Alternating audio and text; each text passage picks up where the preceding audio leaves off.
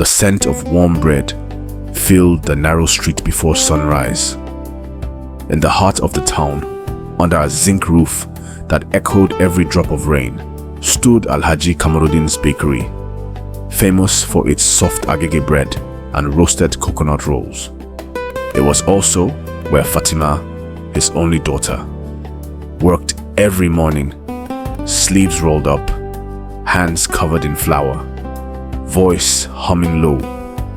Fatima was 23, light-skinned with wide hips, a curved waist, and soft eyes that lingered too long when she laughed.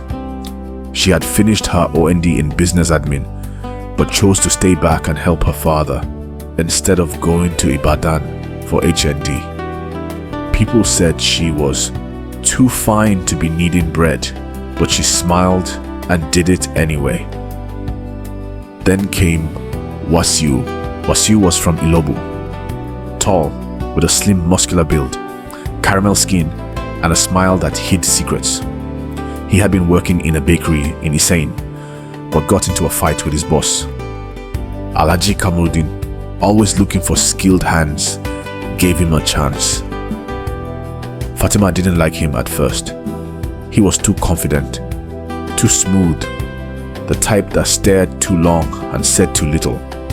But he kneaded the dough like a sculptor, and he worked like he was chasing his past. At first they worked in silence, then came small talk about music, the price of flour, and the way the bakery roof leaked during heavy rain.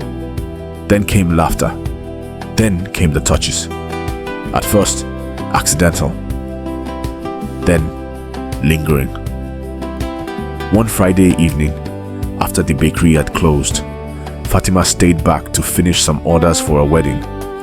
The generator hummed, the air was hot, and sweat glued her blouse to her back. Wasiu offered to help.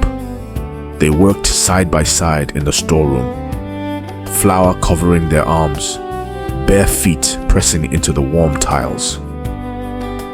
"You always bite your lower lip when you're focused," Wasiu said softly, watching her roll the dough.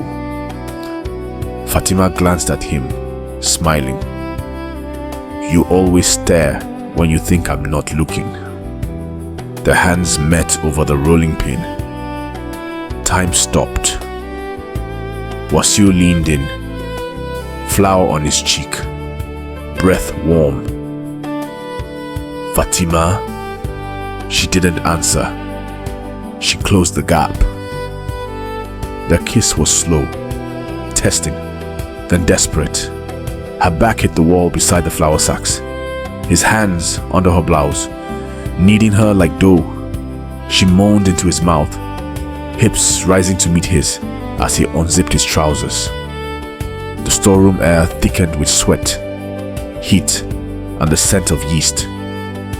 She wrapped her legs around him as he slid into her, slow and trembling, both of them gasping, lost in the rhythm of raw hunger. Afterward, they lay tangled on flour sacks, sticky and silent, hearts pounding. "I've never done that before in the bakery," Fatima whispered. Wasiu chuckled, "Me neither. But I'll never eat bread the same way again." What started in the storeroom didn't stop there. Each night, they found reasons to stay behind.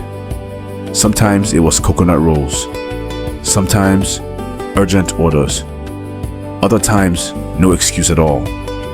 They kissed behind ovens, touched under aprons, and whispered secrets between loaves. Wasiu told her about his jailed father, his dreams of opening his own bakery. Fatima spoke of the burden of being the only daughter of a proud man who saw Lagos boys as threats. But secrets, like fire, never stay hidden for long. One hot afternoon, the bakery caught fire. A short circuit sparked behind the oven while Wasiu was supposed to be cleaning it. Fatima had just stepped out to buy palm oil across the road. By the time she returned, smoke was pouring from the vents. The fire was contained, but the damage was done. Alhaji Kamaruddin's oldest oven, his pride, was ruined. He was furious. "Who left the oven running?" he shouted, face red, eyes sharp. Silence. Wasiu stood beside Fatima, jaw tight, gaze on the floor. "It was my fault," Wasiu said finally. "Your fault?" Alhaji's voice cracked. "You? A stranger. I gave you work, and you repay me with fire. You want to burn down my legacy." Fatima opened her mouth, but Wasiu shook his head subtly. "You are sacked. Get out. Now." Wasiu packed his bag that night. Fatima tried to stop him outside the gate, tears filling her eyes. "Why didn't you tell him the truth? It wasn't your fault. It was the wiring." "It doesn't matter," he said. "He doesn't want me here. You're his daughter. You can't choose me over him."